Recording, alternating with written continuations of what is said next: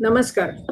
मी doctor Nandini Vinay Deshmukh, climate reality project या NGOच्या education या विभागाची मी सध्या नॅशनल कोऑर्डिनेटर आहे. क्लायमेट रियालिटी प्रोजेक्ट हे अमेरिकेतले एक्स व्हाईस प्रेसिडेंट अल गोर यांनी चालू केलेली NGO आहे आणि त्याची 10 वेगवेगळ्या देशांच्यात ऑफिसेस आहेत. त्यापैकी इंडिया हे एक आहे आणि आपल्या भारतातल्या ऑफिसमध्ये मी नॅशनल कोऑर्डिनेटर म्हणून काम करते. आज आपण इथे बोलणार आहोत ते शाश्वत विकासाची उद्दिष्ट, ज्याला सस्टेनेबल डेव्हलपमेंट गोल किंवा SDG असं म्हटलं जातं. आणि ही 17 गोल्स आहेत. ही 17 उद्दिष्टांनी आपल्याला जग बदलायचं आहे आणि ते 2030 पर्यंत बदलायला पाहिजे असा एक विचार आहे. तर त्याबद्दल आज आपण गप्पा मारणार आहोत. या SDG मध्ये एक मेजर बदल असा झाला की गेल्या 2 वर्षापासून जी कोविडची साथ सुरू झाली आहे, त्या पॅन्डेमिकच्या पार्श्वभूमीवर ही SDG जी 17 आपल्याला साध्य करायची आहे ती तशीच साध्य करता येणार आहेत की नाही, किंवा त्याच्यात आपण काही बदल करू इच्छितो का, तर हा पण थोडासा भाग मी याच्यात जाता जाता घेईन. ही जी गोल्स आहेत, ही जी उद्दिष्ट आहेत शाश्वत विकासाची, ती मुख्यतः 3 गोष्टींवर अवलंबून आहेत. ते म्हणजे इकॉनॉमी, एन्व्हायरमेंट आणि सोशल कम्युनिटी, म्हणजेच अर्थव्यवस्था, पर्यावरण आणि समाज. आता 2030 पर्यंत ही एकूण 17 उद्दिष्ट पुरी करायची होती, म्हणजे असं अपेक्षित आहे. आता ऑलरेडी आपण 2021 पर्यंत आता पोहोचलो आहोत आणि ही ज्या वेळेला ठरवली गेली तेव्हा जवळजवळ 169 सविस्तर अशी लक्ष, त्याच्यासाठी आधारभूत अशी लक्ष ठरवण्यात आली होती. यासाठी जवळजवळ 2 वर्ष संयुक्त राष्ट्रसंघाच्या बैठकीत वाटाघाटी झाल्या आणि जगभरातले जवळजवळ सगळे देश या उद्दिष्टांसाठी सहमत झाले होते. या उद्दिष्टांबद्दल नवं आणि वेगळं काय, तर पहिलं सर्वात महत्वाचं उद्दिष्ट म्हणजे ही सगळी युनिव्हर्सल आहेत, सार्वत्रिक आहेत. कुठल्याही देशाला, विभागाला, शहराला, व्यवसायाला, शाळेला, संस्थेला, किंवा मी अजून थोडंसं पुढे जाऊन म्हणेन की प्रत्येक वैयक्तिक माणसाला सुद्धा ही सगळी उद्दिष्ट लागू पडतात. आता यांना सस्टेनेबल डेव्हलपमेंट गोल्स 17 ही नवीन काय, तर 2000 साली मिलेनियम डेव्हलपमेंट गोल्स म्हणून UN तयार केलेली होती आणि ती 2000 सालची गोल्स 2015 पर्यंत पुरी करायची होती, पण ती झाली नाहीत पुरी. त्यातली सगळी गोल्स पुरी झाली नाहीत आणि त्याच्यात 8 वेगवेगळी गोल्स होती. त्यामुळे 2015ला पुन्हा हे नवीन ठरवलं गेलं 17 उद्दिष्टांविषयी आणि ती 2030 पर्यंत पुरी करायची. त्यातला पहिला महत्वाचा मुद्दा म्हणजे ते युनिव्हर्सल आहेत, त्याच्यात सार्वत्रिकता आहे. दुसरी गोष्ट म्हणजे ती सर्व जी उद्दिष्ट आहेत 17 ती सगळी एकमेकांशी जोडलेली आहेत. त्यामुळे एकच उद्दिष्ट साध्य करणं योग्य नाही, ती सर्वच पार पडली पाहिजेत. आणि दुसरी गोष्ट अशी की एक उद्दिष्ट साध्य करायला गेलो की त्यातून दुसरं उद्दिष्ट आपोआपपणे साध्य होतं आणि म्हणून त्याला इंटिग्रेटेड गोल्स किंवा एकात्मता असलेली उद्दिष्ट म्हटलं गेलंय.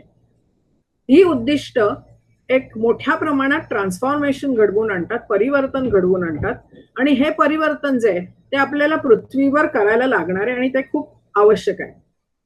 ही आहेत ती 17 गोल्स. आणि या 17 गोल्स पैकी पहिली 6 जी गोल्स आहेत म्हणजे no poverty, zero hunger, good health and wellbeing, quality education, gender equality, clean water आणि सॅनिटेशन, ही जी आहेत गोल्स ही सामाजिक गोल्स आहेत. सामाजिक गोल्स अशासाठी की ही प्रत्येक याच्यातलं जे उद्दिष्ट आहे ते समाजासाठी आवश्यक आहे. या प्रत्येक गोलबद्दल आपण थोडंसं डिटेल बघणार आहोत. आणि त्याचबरोबर एक दुसराही अँगल विचाराचं तिथे द्यायचं आहे की या पॅन्डेमिकनी या उद्दिष्टांचं काय केलंय, किंवा पॅन्डेमिकच्या पार्श्वभूमीवर ही गोल्स बदलता येणार आहेत की नाही. त्याच्यानंतर जी पुढची आहेत 7 ते 12, ही 7 ते 12 आहेत ती फायनान्शियल किंवा इकॉनॉमिक बॅकग्राऊंड वरती अवलंबलेली गोल्स आहेत. त्याच्यामध्ये affordable and clean energy, decent work and economic growth, industry, innovation and infrastructure, required inequalities, sustainable cities and communities, responsible consumption and production, ही आहेत एन्व्हायरमेंटची गोल. आणि ही आहेत फायनान्स मधली गोल. आणि त्याच्यानंतरची जी 3 आहेत ती आपल्या जास्त जवळची पर्यावरण दक्षता मंच गेले काही वर्ष या गोल्स साठी धडपडतच आहे. तर त्यातली 13, 14, 15ची जी गोल्स आहेत ते म्हणजे 13 म्हणजे क्लायमेट ऍक्शन आणि हवामान बदलाचं जे संकट पूर्ण पृथ्वीभर व्यापून टाकते त्याबद्दल काय करता येईल हे. 14वं गोल जे आहे ते लाईफ बिलो वॉटर.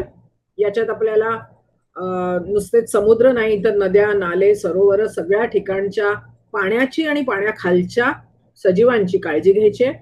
15वं गोल जे आहे ते लाईफ ऑन लँड म्हणजे सगळ्या टेरेस्ट्रियल इकोसिस्टम्स, याच्यामध्ये जंगलतोड रोखणं, नवीन जंगल निर्माण करणं, अशी काही उद्दिष्ट येतात.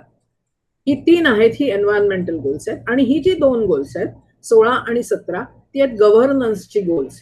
तर त्याच्यामध्ये पीस अँड जस्टिस देणाऱ्या स्ट्रॉंग इन्स्टिट्यूशन्स तयार करणं आणि वेगवेगळ्या देशात, वेगवेगळ्या राष्ट्रात ही पार्टनरशिप्स व्हाव्या देशादेशांच्यात आणि त्यातनं काही गोल्स साध्य करता यावी, अशी ही 17 गोल्स आहेत. आता गेले काही दशकात माणसाने सतत त्याला जी हाव होती ते ever increasing amount of natural world आपण आपल्या यूथसाठी तो वापरला गेलाय.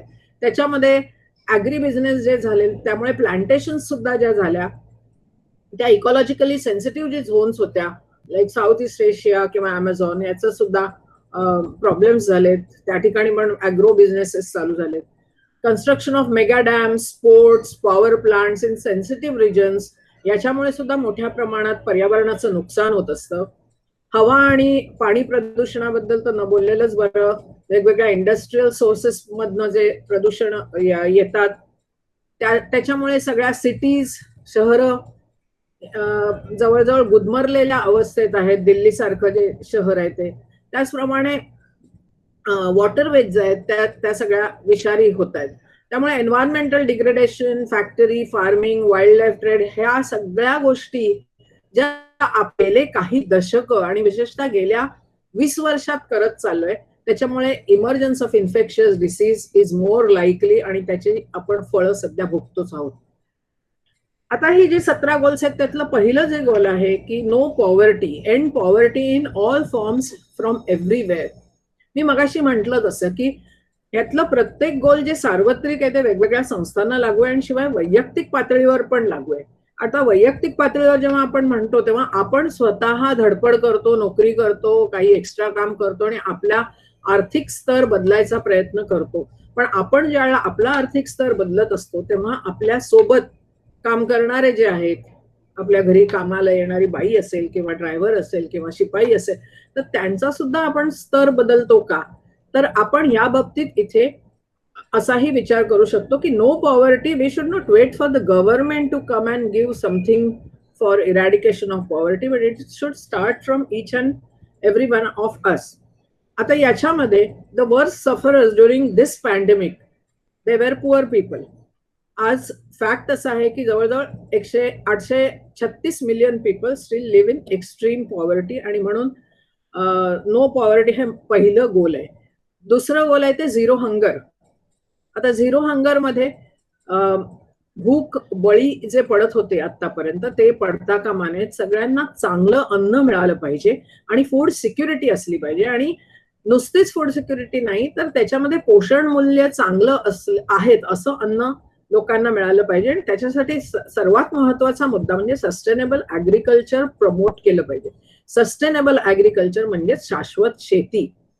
आपल्याकडे शेतीचे जे इतकी वर्ष आपण पद्धती वापरत होतो त्याच्यामध्ये म्हणजे आता ऊसाचं जर उदाहरण घेतलं तर बरेचसे जमिनीचं नुकसान होतं त्या अति इरिगेशनमुळे वगैरे अशा ज्या गोष्टी असतात.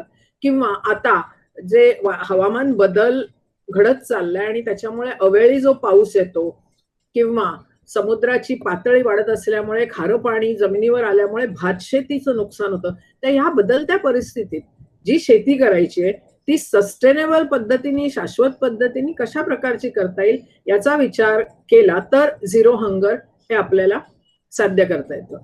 परंतु परत या पॅन्डेमिकच्या काळात हंगर सॅटिस्फाय करण्यासाठी जगातल्या काही देशांमध्ये वेट मार्केट्स किंवा ॲनिमल ट्रॅफिकिंग होत होतं.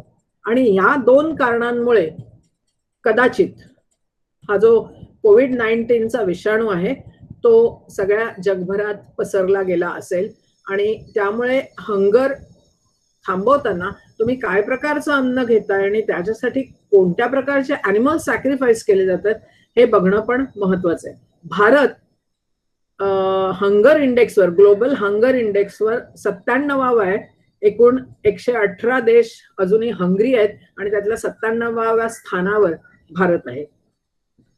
मगाशी मी ज्याप्रमाणे म्हटलं की पॅन्डेमिकच्या दृष्टिकोनातून जर हे गोल आपल्याला बघायचं असेल तर इटिंग वाईल्ड ॲनिमल्स, विशेषतः porcupine, bamboo rats, palm civet, pangolin, bats, frogs, snakes, tortoise, turtles, हे सगळे जे प्राणी मारले जातात आणि खाल्ले जातात आणि हे सगळे जिवंत अवस्थेत आणले जातात मार्केटात आणि त्यांना मग या मार्केट्समध्ये मारलं जातं आणि त्याच्यामुळे चायनीज गव्हर्नमेंटनी आता काही रेग्युलेशन्स इनॅक्ट केली आहेत की त्याच्यामुळे सार्स आउटब्रेक होऊ नये म्हणून. Coming to the third and very important, सध्याच्या काळात तर आपल्या सर्वांच्या अतिशय जवळचा हा प्रश्न आहे की गुड हेल्थ अँड वेलबिंग. शाश्वत विकासाच्या उद्दिष्टात तिसरं गोल जे होतं की ensure healthy live and promote wellbeing for all and all ages, at all ages, म्हणजे लहान बाळापासून ते वृद्ध माणसापर्यंत प्रत्येकाने आपलं आरोग्य सांभाळलं पाहिजे, प्रत्येकजण आरोग्यपूर्ण असला पाहिजे. परंतु सध्याच्या परिस्थितीत आता जो सगळा चेंज झालेला आहे सिनेरिओ, त्याच्यात आरोग्य टिकवणं किती कठीण आहे. Is there availability of health service facilities, वॅक्सिनचा प्रश्न तर मोठा उत्पन्नच झालेला आहे आणि सर्वांना मेडिकल हेल्थ मिळण्यासाठी अप्रोचेबिलिटी आहे का नाही हे प्रश्न इतके मोठ्या प्रमाणात निर्माण झाले आहेत आणि विशेषतः भारतासारख्या देशात जिथे लोकसंख्येचं प्रचंड मोठं प्रेशर आहे, त्यामुळे हे गोल जे आहे गुड हेल्थ अँड वेलबिंग ते चांगल्या परिस्थितीत सगळं चांगलं होतं 2018-17 वगैरे काळात काही योजना युएनच्या लेवलवर किंवा शासकीय लेवलवरती विचार केल्या गेल्या असतील, पण आता हे सगळं कोसळलंय आणि आता लिटरली सध्या SOS सिच्युएशन मध्ये आपण बघतो की गुड हेल्थ आणि वेलबिंग टिकवणं खूप महत्वाचं आहे. आता या वेलबिंग मध्ये अतिशय महत्वाचा एक मुद्दा आहे तो म्हणजे मेंटल हेल्थ.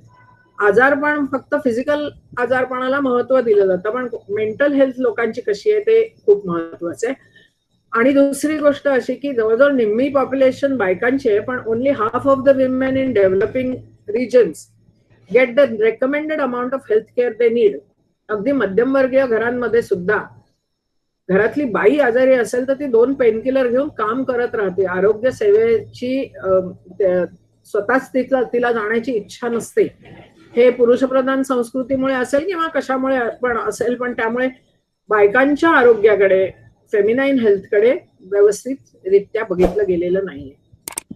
सध्याच्या कंडिशन मध्ये मेंटेनिंग हेल्थ हा मोठा मेजर प्रॉब्लेम आहे आणि त्यासाठी बरेच प्रयत्न चाललेले आहेत. Ecological balance means less risk for diseases like COVID-19. Pandemic is making clear the direct connection between healthy natural environment and human health. आता या हेल्थ मध्ये जो COVID-19 चा व्हायरस आलाय त्याच्यात एक थिअरी अशीही आहे की हवामान बदलामुळे जे आर्टिक आणि अंटार्क्टिक या दोन्ही ठिकाणचं बर्फ वितळत आहे, त्यामुळे कित्येक मिलियन वर्षापूर्वीचे जे व्हायरस आणि बॅक्टेरिया डॉर्मंट अवस्थेत बर्फाच्या खूप खालच्या थरात होते ते आता एक्सपोज होऊन बाहेर येत आहेत.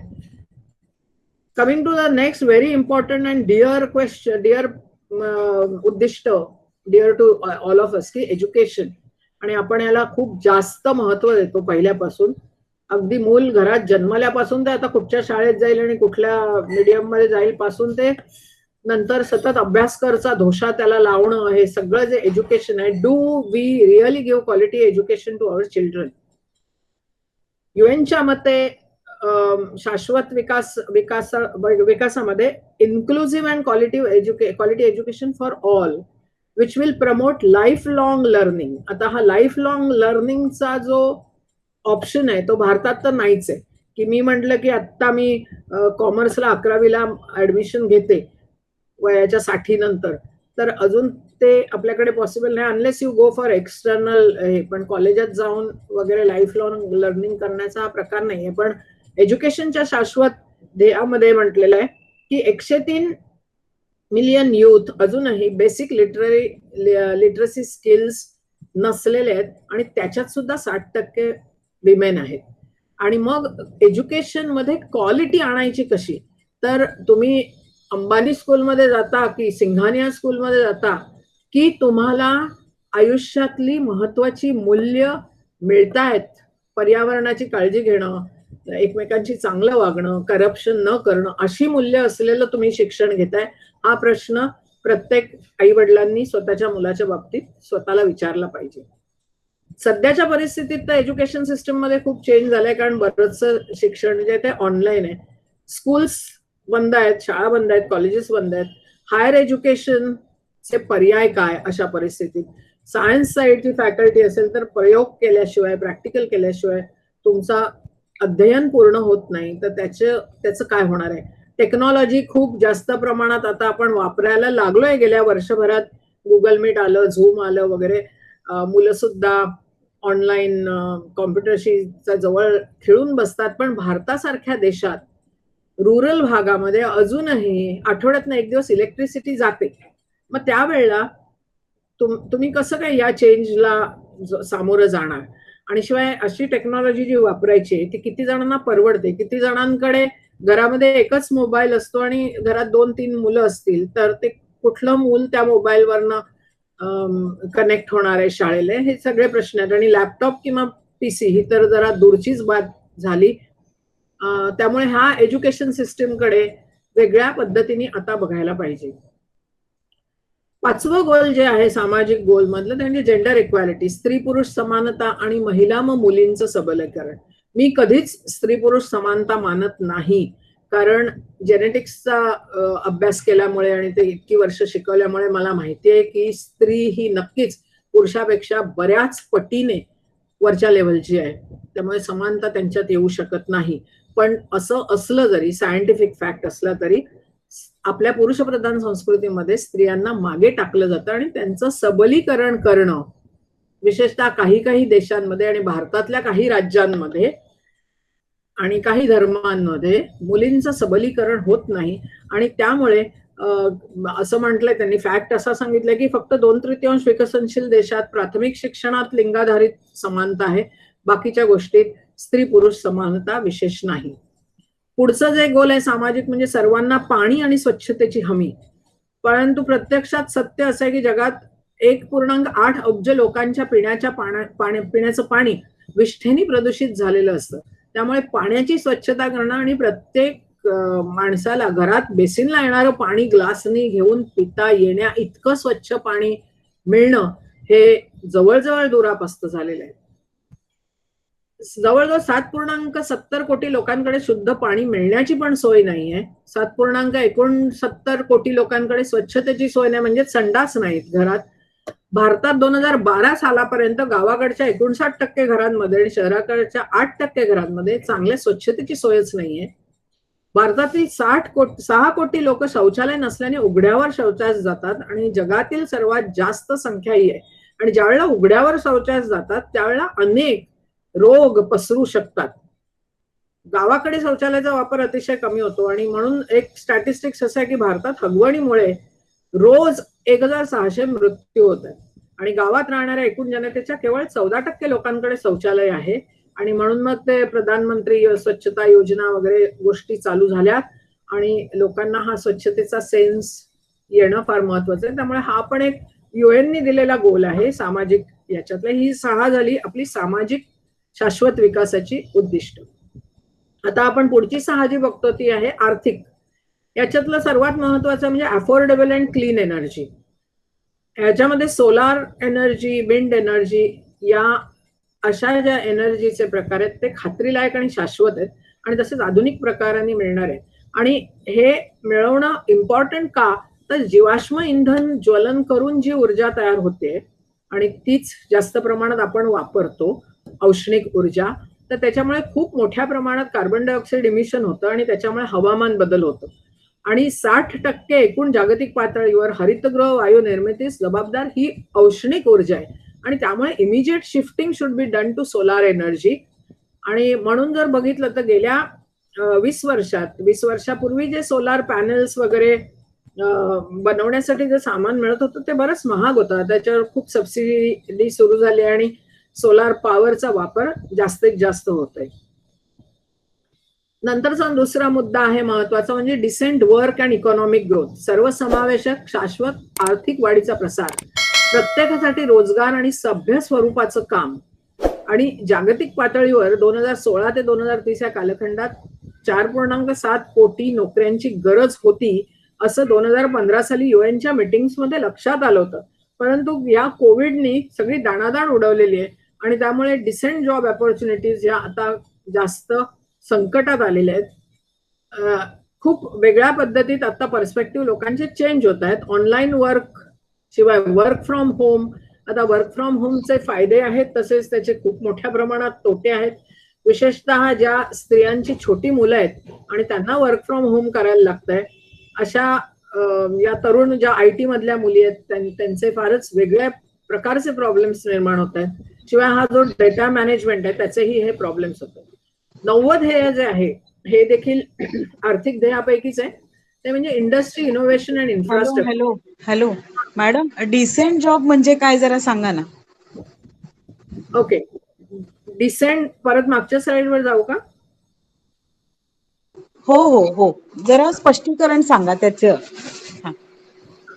डिसेंट वर्क म्हणजे जे काम करताना त्या व्यक्तीला मान मिळेल. एक साधारण तुलनात्मक जर सांगायचं असेल तर आपल्याकडे कचरा न्यायला ज्या बायका येतात तिला आपण कचरावाली किंवा झाडूवाली असं संबोधतो. तीही विशेष आरोग्यपूर्ण अवस्थेतनं ती येत नाही, ती त्यातनं खरं पैसे मिळवत असते. परंतु एकूणच हा सगळा कचऱ्याचा जो प्रकार आहे तो म्हणजे तिला कुठलीही सामाजिक प्रतिष्ठा नसते. पण हेच जर तुम्ही परदेशी बघितलं, ते जे जॅनिटर म्हणून त्यांना ते युनिफॉर्म मध्ये येतात, त्यांना ग्लोव्ज असतात, त्यांनी व्यवस्थित एप्रन घातलेला असतो, ते डिसेंटली त्यांचं काम करत असतात, त्यांना तेवढाच मोबदलाही मिळत असतो. आता आपण सॉलिड वेस्ट मॅनेजमेंटचे उपाय केले आणि शून्य कचरा घरातनं बाहेर जातोय पर्यंत आलो तर आनंदच आहे. परंतु ज्या ज्या कामाच्या संधी आहेत त्याच्यात डिसेन्सी असली पाहिजे आणि दुसरं डिग्निटी ऑफ लेबर असली पाहिजे. उदाहरणार्थ एखाद्या डॉक्टरचा मुलगा उद्या म्हणाला की मला रस्ता बनवणारा कॉन्ट्रॅक्टर व्हायचंय, तर तिथे आपण म्हणतो नाही त्या जॉबला, कॉन्ट्रॅक्टरला काय हे आहे का, डिसेन्सी आहे का, तुला त्याला काय महत्व आहे का? तर असं नाही आहे. तर त्या ठिकाणी तुम्ही तेही काम घेऊ शकत असाल की फक्त वंशपरंपरागतरित्याने तो व्यवसाय किंवा तीच नोकरी त्यांनी केली पाहिजे असं नाही. तर प्रत्येक जो माणूस काम करतोय he should have opportunity to have decent job, म्हणजे त्यातनं त्याला व्यवस्थित रोजगार मिळावा, मान प्रतिष्ठा वगैरे मिळावी, असा अर्थ आहे त्याला डिसेंट जॉब अपॉर्च्युनिटीचा. पुढच्या उद्दिष्टाकडे जाऊया. संवेदनक्षम पायाभूत सुविधा आणि शाश्वत औद्योगिकरण ज्यात नाविन्यपूर्ण बदल असावे. आता पायाभूत सुविधा हा मुद्दा महत्वाचा का ठरतो? कारण हवामान बदलामुळे खूप मोठ्या प्रमाणात नैसर्गिक आपत्ती येतात आणि या नैसर्गिक आपत्ती जर आणखीन खूप मोठ्या प्रमाणात येत राहिल्या तर ज्या पायाभूत सुविधा आत्ता आहेत त्या अक्षरशः काही मिनिटात नाहीशा होतात, किंवा ब्रिज कोलॅप्स होतात, रेल्वे रूळ उखडले जातात किंवा बिल्डिंग्स पडतात, एअरपोर्ट्सचं नुकसान होतं. तर अशा ज्या पायाभूत सुविधा आहेत त्या आता अशा बनवल्या पाहिजेत बदलत्या काळात की त्या संवेदनक्षम असल्या पाहिजेत. There should be innovation in making them. त्यामुळे जरी नैसर्गिक आपत्ती आल्या तरी या पायाभूत सुविधा टिकलेल्या असल्या पाहिजेत. त्याचप्रमाणे औद्योगिकरण जे होतं त्या औद्योगिकरणामध्ये शाश्वतता असली पाहिजे, तिथे नाविन्यपूर्ण बदल असला पाहिजे. त्या औद्योगिकरण होत असताना कुठल्याही प्रकारचं प्रदूषण होणं, हवेचं किंवा पाण्याचं, हे होणार नाही याची काळजी घेतली पाहिजे असं UN या उद्दिष्टात म्हणतो. आणि 2013 मध्ये जवळजवळ 1.5 अब्ज नोकऱ्या उत्पादन क्षेत्रात होत्या आणि त्यामुळे जे नवीन इन्फ्रास्ट्रक्चर फॅसिलिटीज तयार होत आहेत त्या होत असताना थोडासा पर्यावरणाचा, निसर्गाचा, सगळ्याचा विचार करूनच या केल्या पाहिजे. प्रत्यक्षात होतंय काय, म्हणजे एकेकाळी कोकणातली घरं ही कौलारू छपरांची होती किंवा मुंबईमधली जी घरं होती त्यांना काचेची तावदानं असलेली घरं नव्हती. परंतु आता आपण फक्त पाश्चिमात्य लोकांचं अनुकरण करायचं म्हणून काचेची तावदानं असलेल्या बिल्डिंग उंच मनोरे उभारतो, परंतु त्याच्यामुळे तिथलं तापमान नियंत्रित राहत नाही, त्या लोकांना अनेक त्रास होऊ शकतात. त्यामुळे पायाभूत सुविधा अशा करायला पाहिजेत ज्या त्या पर्टिक्युलर रिजनला, त्या पर्टिक्युलर हवेला संवेदनक्षम असल्या पाहिजेत आणि म्हणून त्याच्यात नाविन्यपूर्ण बदल केले पाहिजेत. पुढचा महत्वाचा मुद्दा आहे तो रिड्यूस इनइक्वॅलिटीज, राष्ट्रामधील आणि राष्ट्रामधील असमानता कमी करणं. आता परत इथे सुद्धा मी मगाशी म्हटल्याप्रमाणे की आपण वैयक्तिक पातळीवर सुद्धा ह्यातलं प्रत्येक गोल विचार करू शकतो. जर माणूस माणसामधील असमानता कमी करायला बघत नाही तर आपण उलट अनेक कुंपणं पाडली आहेत सगळ्यांना, मग जात, धर्म, इकॉनॉमिक स्टेटस, एज्युकेशनल क्वालिफिकेशन असं करत करत आपण छोट्या कप्प्यात आपल्याला डिवाइड करतो सगळ्या माणसांना. मग कोविड सारखी एखादी ज्या वेळेला साथ येते तेव्हा सगळ्यांना तो समान करून टाकतो. परंतु युएननी गोलमध्ये असं म्हटलं होतं की वेगवेगळ्या राष्ट्रांमध्ये सुद्धा असमानता कमी केली पाहिजे आणि राष्ट्रामध्ये सुद्धा आपण मोठ्या ह्यानी म्हणतो बिमारू स्टेट्स ऑफ इंडिया, पण त्या बिमारू स्टेट्स मध्ये का आहेत प्रॉब्लेम्स ते अंडरस्टँड करून तिथली असमानता कमी करणं महत्वाचं आहे. 1990 ते 2010 या पिरियडमध्ये उत्पन्नासंबंधी असमानता जवळजवळ 11% विकसनशील देशात वाढली आहे. तर आताच हे महत्वाचं उद्दिष्ट होतं की ही असमानता कमी करायला हवी होती. 11वं उद्दिष्ट आहे ते म्हणजे शहरं सर्वसमावेशक, सुरक्षित, संवेदनक्षम आणि शाश्वत बनवणं. आता शहर का, गाव का नाही असा त्या उद्दिष्टात प्रश्न येऊ शकतो. तर शहर अशासाठी कारण खूप लोक आपले गाव सोडून रोजगारासाठी शहराकडे येतात आणि ज्यावेळेला शहराकडे येतात तेव्हा एक आहे रे आणि एक नाही रे असे 2 क्लासेस निर्माण होतात आणि मग तो आहे रे क्लासवरती नाही रे क्लासचं जर अतिक्रमण झालं तर त्यातनं सुरक्षितता ही ढासळते, तिथे क्राईम सुरू होतो आणि मग ज्या ठिकाणी क्राईम सुरू होतात अशा ठिकाणी असणारी लहान मुलं किंवा महिला आणि म्हातारी माणसं, ज्येष्ठ मंडळी ही सगळीच धोक्यात येतात.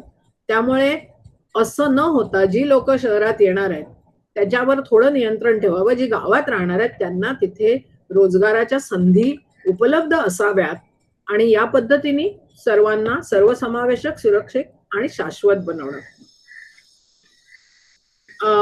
12वा जो ह्याच्यातला उद्दिष्ट आहे ते म्हणजे शाश्वत वापर आणि उत्पादन यांचा काहीतरी सांगड घालणं किंवा आराखडा करणं. आता याच्यामध्ये मराठी शब्द तो अतिशय चपखल बसणार आहे की चंगळवाद.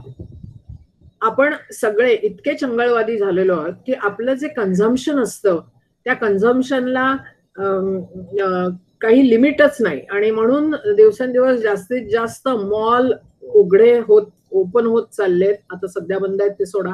आणि ज्यांना काही काम नाही अशी मुलं निरुद्देश त्या मॉलमध्ये फिरत असतात किंवा एक असंही सायकोलॉजिकल याच्यातनं लक्षात आलं की जे डिप्रेशन मध्ये असतात त्यांना मॉलमध्ये जायला खूप आवडतं आणि आपल्याला आवश्यकता नसली तरी आपण खूप जास्त गोष्टी विकत घेत राहतो. तर हा शाश्वत वापर नाही. आता इथे त्यांनी आता या सर्व स्लाइड ज्या मी वापरते त्या क्लायमेट रियालिटी ऑर्गनायझेशनच्या आहेत. तर त्यांनी इथे सायकलचं चित्र दिलंय. तर ते त्यातून सांगू इच्छितात की तुम्ही गाडी वापरण्यापेक्षा सायकल वापरा. आता आपल्याकडे एखादी व्यक्ती सायकल घेऊन चालली असेल तर त्याच्याकडे फारसं आदराने आतापर्यंत बघत नव्हते की तो गरीब आहे म्हणून तो सायकलवर आहे. किंवा जर मुलगा 18-19 वर्षाचा झाला तर तो मोटरसायकलसाठी हट्ट धरतो आणि थोडे मोठे झाले की तुम्हाला गाडी असायलाच पाहिजे घरी, कारण ते सिम्बॉल झालं, स्टेटस सिम्बॉल की माझ्याकडे गाडी नाही म्हणजे काहीतरी कमीपणा.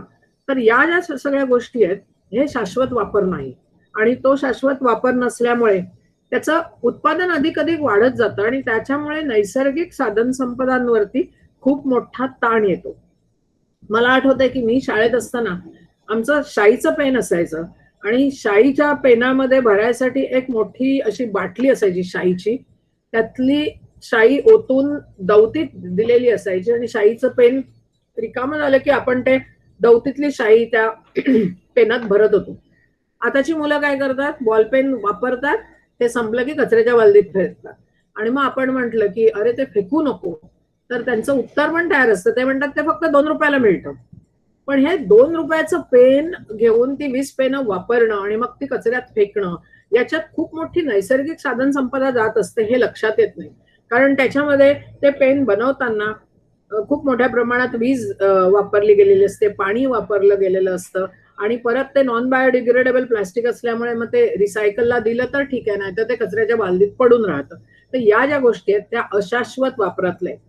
आणि म्हणून असं म्हटलंय की 2050 पर्यंत जर जागतिक लोकसंख्या 9.6 अब्जापर्यंत पोहोचली आणि आत्ताच्या जीवनशैलीप्रमाणे राहायचं असेल तर आजच्या पृथ्वीच्या 3 पट जागा आणि नैसर्गिक साधन संपदा लागेल. आणि आपली प्रत्यक्षात परिस्थिती काय चालली आहे, आपण नैसर्गिक साधन संपदा तर खलास करतोय सगळ्या आणि पृथ्वीच्या 3 पट आपल्याला जागा आणि साधन संपदा आता 2050 बघितलंय कोणी असं माझ्या वयातली लोक म्हणू शकतात पळवाट काढण्यासाठी. पण आपली पुढची पिढी जर तग धरून राहायची असेल तर हे जे शाश्वत विकासाचं उद्दिष्ट आहे हे आपल्याला लक्षात घेतलं पाहिजे. नंतरचे 3 जे गोल्स आहेत ते एन्व्हायरमेंटल गोल्स आहेत. आता शाश्वत आणि विकास हे जे 2 शब्द आहेत ना एकमेकांबरोबर ते म्हणजे अँटोनिम सारखे आहेत की विकास व्हायचा असेल तर शाश्वतता ठेवताच येणार नाही. तुम्हाला कोस्टल हायवे पाहिजे, विकास पाहिजे. तुम्हाला मेट्रो पाहिजे कारण विकास पाहिजे. तुम्हाला 6 लेन गोवा मुंबई हायवे पाहिजे म्हणजे विकास पाहिजे. आणि ह्या सगळ्या विकासाच्या गोष्टी करत असताना आपण त्या ठिकाणच्या नैसर्गिक पर्यावरणाचं काय केलंय हे साधारण लक्षात पण येत नाही. आणि त्याच्यामुळे ही जी 3 गोल्स आहेत ती एन्व्हायरमेंटल गोल्स आहेत. त्यातलं पहिलं गोल जे आहे ती हवामान बदलाच्या परिणामावर त्वरित उपाय करणं आवश्यक आहे. हवामान बदलामुळे काय काय होतंय त्याच्यात खूप डिटेल्समध्ये आता या ठिकाणी जात नाही कारण त्याच्यावर माझं वेगळं प्रेझेंटेशन असेल त्याला 1.5 तास लागतो. पण थोडक्यात सांगायचं म्हणजे जगणं कठीण होईल पुढच्या पिढीला. आपण आता झालंय ऍक्च्युली कारण मी एक गेल्या वर्षी लेक्चर देत असताना सांगत असं की माझ्या लहानपणी आम्ही पाणी विकत नव्हतं आणलं. आता आम्ही सहज पाण्याच्या बाटल्या विकत आणतो. आणि आमची पुढची पिढी आहे, माझ्या नातवंडांची पिढी असेल ती ऑक्सिजन विकत आणेल कारण तेव्हा ऑक्सिजन नसेल वातावरणात. आणि हे सगळं जे आहे ते एक्सेसिव्ह कार्बन डायऑक्साईड इमिशन आणि सगळ्या या गोष्टींनी होतंय. पण ऑक्सिजन आता कोविडच्या ह्याच्यात आपण ऑक्सिजनच्या मागे धावतोच आहोत. या सर्वात महत्वाचा प्रॉब्लेम होणार आहे की तापमान वाढीमुळे धान्य उत्पादन दर 1 डिग्री टेम्परेचर राईजनी 5% धान्य उत्पादन कमी होते. 1990 पासून आतापर्यंत जागतिक पातळीवर कार्बन डायऑक्साईड 50% जास्त हवेत सोडला जात आहे. आणि हे सगळ्या मानवी क्रिया आहेत फक्त. आणि त्या मानवांच्या क्रियांमुळे हरितगृह वायू आतापर्यंतच्या इतिहासात सर्वात जास्त प्रमाणात जातो. कार्बन डायऑक्साईडचं प्रमाण 40% वाढलंय औद्योगिक प्रगती झाल्यानंतरच्या काळात. आणि क्लायमेट चेंजच्यामुळे अनेक चेंजेस झालेत in vegetation, animal behaviour, human behaviour. आणि त्याच्यामुळे हे जे डिसीजेस पण आता जे आपण सगळे फेस करतोय they are also spreading geographically. Diseases being able to infect new animal species, it's a very unpredictable effect. Climate change is also likely to raise more global risk due to its myriad impact on human and environment. त्यामुळे climate चेंजला वरवर बघणं योग्य नाही. तिथे लक्ष देण्यासाठी प्रत्येकाने स्वतःपासून सुरुवात केली पाहिजे की जे आपण करतो त्यांनी आपण जास्त कार्बन डायऑक्साईड इमिट करतो का ह्याचा विचार केला पाहिजे. क्लायमेट चेंज मध्ये world must not forget deeper emergency. UN secretary general Antonio Guterres म्हणाले की the toll taken by virus is both immediate and dreadful but the crisis is also a wake up call. हा जो crisis सध्या चालू आहे त्यांनी एक खूप महत्वाचं मानव जातीला सांगितलंय की to do things right for the future. The planet's unfolding environmental crisis is an even deeper emergency. आणि म्हणून सध्या जे काही चाललंय किंवा जे आपण सगळे भोगतो आहोत मानवजात ते फार गांभीर्याने घ्यायला पाहिजे. हे जे हवामान बदल होतोय आणि जे एक्सेसिव्ह टेम्परेचर वाढतंय त्यातलं जवळजवळ 93 ते 95% हीट समुद्र ऍब्सॉर्ब करतो. त्याचप्रमाणे समुद्रातनं खूप जास्त प्रमाणात ऑक्सिजनचं पण लिबरेशन होत असतं, कारण हे फायटोप्लॅन्क्टॉन तिथे आहेत. आणि असं असून सुद्धा समुद्राकडे बघण्याचा आपला दृष्टिकोन अगदीच काहीतरीच आहे. म्हणजे ते समुद्र एक मोठं गटार असल्यासारखंच आपण त्याच्याकडे बघतो. पण समुद्राचं संवर्धन करणं आणि सागरी संपदांचा आणि सागराचा शाश्वत वापर करणं खूप महत्वाचं आहे. प्रदूषणामुळे नाश झालेली मत्स्य संपत्ती आणि किनाऱ्याच्या आदिवासांची हानी, विशेषतः कांदळवन वगैरे जे हानी आपण करतोय, अशा मानवी क्रियांमुळे 40% सागरी पर्यावरण पूर्ण जगातलं धोक्यात आलेलं आहे. 15वा जो मुद्दा आहे एन्व्हायरमेंट मधलाच तिसरा मुद्दा, तो म्हणजे वनांचं शाश्वत व्यवस्थापन, वाळवंटीकरणाशी लढा आणि जमिनीचा नाश थांबवणं आणि पुन्हा जमीन सुधारणं. म्हणून मागे मला वाटतं एका आठवड्यापूर्वी जे संगीता जोशी मॅडमचं लेक्चर मला अतिशय भावलं, की एकत्र येऊन तिथे एक पूर्ण जंगल निर्माण केलं. म्हणजे दिस इज फॅन्टॅस्टिक थिंग. अशी माणसं दर एकेका बिल्डिंग मध्ये एक तरी पाहिजे, तर हे काहीतरी लाईफ ऑन लँड टिकेल. आणि ज्यावेळेला लँड डिग्रेडेशन होतं तेव्हा 74% गरीब लोक ही डायरेक्टली अफेक्ट होतात त्याच्यामुळे. त्यामुळे जंगलतोड तत्काळ थांबवणं आणि 20,000 म्हणजे गेलं, आता हे साल गेलं 2020 पर्यंत वाळवंटीकरण होणार नाही याची काळजी घेणं, असं यांनी 2015ला युएनने म्हटलं होतं. शाश्वत व्यवस्थापनाचा प्रसार करताना जंगल, नैसर्गिक अधिवास, पर्वत, सरोवर अशा सगळ्या ठिकाणी प्रॉपर सस्टेनेबल मॅनेजमेंट झालं पाहिजे 2030 पर्यंत. वनीकरण करणं हा एकमेव लक्ष गाठण्यासाठी उपाय आहे. 16 आणि 17 जी ध्येय आहेत ती गव्हर्नन्स गोल्स आहेत. त्याच्यात न्याय, शांततापूर्ण आणि सर्वसमावेशक समाजाचा प्रसार आणि प्रचार. पण तो प्रत्यक्षात असं आहे की भ्रष्टाचार, लाचलुचपत, चोरीमारी, करबुडवेगिरी अशा बाबींचं मूल्य सुमारे 70 लाख कोटी रुपये इतकं विकसनशील देशात होतं. 17वा जो गोल आहे तो म्हणजे शाश्वत विकासासाठी जागतिक भागीदारी नवचैतन्याने उभी करणं. आता सुद्धा आपण जेव्हा टीव्हीवर बातम्या बघतो तेव्हा जर्मनीने लस पाठवली किंवा अमेरिकेतनं रॉ मटेरियल येणार किंवा येणार नाही, असे जे ज्यावेळेला बातम्या दिल्या जातात तेव्हा कुठेतरी असं वाटतं की शेवटी मानव जात ही सगळी एकच आहे. ते वेगवेगळ्या देशात असतील, वेगवेगळ्या रंगाचे असतील, वेगवेगळ्या धर्माचे असतील तरी, आणि त्यामुळे partnership for the goal is very important. म्हणजे आज मला तुम्ही इथे बोलवलं हे इंटरव्ह्यू देण्यासाठी किंवा भाषण देण्यासाठी, दिस इज ऑल्सो अ पार्टनरशिप, की त्याच्यामुळे हे विचार मी तुमच्यापर्यंत मांडू शकले, तुम्ही ते अधिक लोकांना ते पोचवाल. पण सत्य असं आहे की जवळजवळ 4 अब्ज लोकांकडे अजूनही इंटरनेट नाही आणि यातले 90% लोक विकसनशील देशात आहेत. त्यामुळे खूप वेगाने माहितीचा प्रसार करणं हे खूप आवश्यक आहे या सर्व गोष्टी लोकांना सांगण्याकरता. ही जी 17 उद्दिष्ट आहेत, हे प्रत्येक उद्दिष्ट महत्वाचं आहे आणि प्रत्येक उद्दिष्ट एकमेकांशी जोडलं गेलं आहे. For example, Wien you get educated, your poverty is gone. Wien you have proper health, Wien will you get proper health? जर तुम्हाला एंड हंगर आणि फूड सिक्युरिटी असेल तर तुम्हाला प्रॉपर हेल्थ मिळते. तसंच हेल्थ पाण्यावर पण डिपेंड आहे. स्त्री घरातली शिकलेली असेल तर ती घरातल्या सगळ्यांच्या हेल्थची काळजी घेते. अशा रीतीने ही सगळी जी 17 उद्दिष्ट आहेत ती एकमेकांशी संपूर्ण पद्धतीने इंटिग्रेट झालेली आहेत, एकमेकांवर अवलंबून आहेत. त्यामुळे तुम्ही एक गोल जरी पूर्ण करायचं ठरवलं तरी त्याचा परिणाम इतर गोल्सवर होत असतो.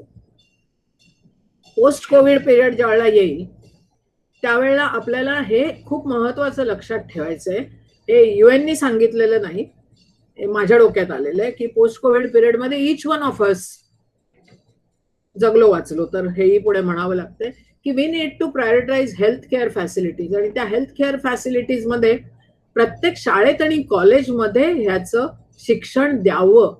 तुम्ही कॅल्क्युलस, अल्जेब्रा किंवा जे विषय मुलांना इंटरेस्ट नाहीये ते तुम्ही शिकवताय, त्यापेक्षा त्यांना physical fitness, mental thinking, social fitness हा यायला पाहिजे. अशा रीतीने शिक्षण बदलावं लागेल आता. त्याच्यानंतर there would be major change in job markets आणि त्यामुळे नवीन नवीन स्किल्स लोकांनी मिळवल्या पाहिजेत. आता सुद्धा जे सिनियर सिटीजन आहेत, ज्यांना कॉम्प्युटर चालवता येत नाही, ज्यांना मोबाईलवरनं कशी भाजी मागवायची माहित नाही, त्यांना खूप मोठा प्रॉब्लेम होतोय. तर जर तरुण मुलांनी पुढे येऊन जर त्यांना शिकवायचं अशा प्रकारचे स्किल्स असा उद्योग चालू केला तर it is needed in this time. त्याच्यानंतर एन्व्हायरमेंटल कन्सिडरेशन्स प्रत्येकाने लक्षात ठेवलं पाहिजे आणि each one of us should invest in the environment. ज्या इकोसिस्टम्स खराब झाल्यात त्या रिस्टोर केल्या पाहिजेत. इलिगल वाईल्ड लाईफ मध्ये जी ग्लोबल ट्रेड सध्या जागतिक व्यापार आहे तो पूर्णपणे थांबवला पाहिजे आणि तो तेव्हाच थांबेल जेव्हा माणूस आपल्या बरोबर प्रत्येक इतर सजीवाला आदराने बघेल तेव्हाच. Shut down all the dangerous factories and farms हे थांबवलं पाहिजे आणि त्यासाठी आपल्याला त्या पर्टिक्युलर गोष्टीचा उपभोग घ्यायचा आहे म्हणून मला ते पाहिजे. हा जो चंगळवाद आहे त्याला कुठेतरी ताबडतोब आळा घातला पाहिजे. मिनिमलिस्टिक लिव्हिंग जे आहे ते आताच्या पोस्ट कोविड टाइम मध्ये खूप महत्वाचं आहे. Stop biodiversity loss, help in growth of biodiversity. आणि हे अतिशय महत्वाचं आहे कारण गेल्या 50 वर्षात जवळजवळ 40% प्रजाती नष्ट झाल्यात, अस्तंगत झाल्यात. त्यामुळे we have to immediately look after this things. तर toll taken by virus is immediate and dreadful. हे जे मगाशी त्या अँटोनिओचं वाक्य होतं ते मी पुन्हा इथे उद्धृत करते एवढ्यासाठीच की हा क्रायसिस जो झाला it's a wake up call and therefore we have to do the things right for the future. आणि म्हणून I would say ki stay connected, stay safe, and always think from angle of sustainable development. Development असावं. मी म्हणत नाही की आपल्याला बैलगाडीतून आता जायचंय किंवा काय, पण पब्लिक व्हेकल वापरणं अशा पद्धतीने छोटे छोटे डिसिजन्स आपण सस्टेनेबली शाश्वतरित्या घेतले तरच ही जी गोल्स आहेत 17 गोल्स आहेत जी SDG ज्याला म्हणतात ती पुरी करणं शक्य होईल. थँक्यू.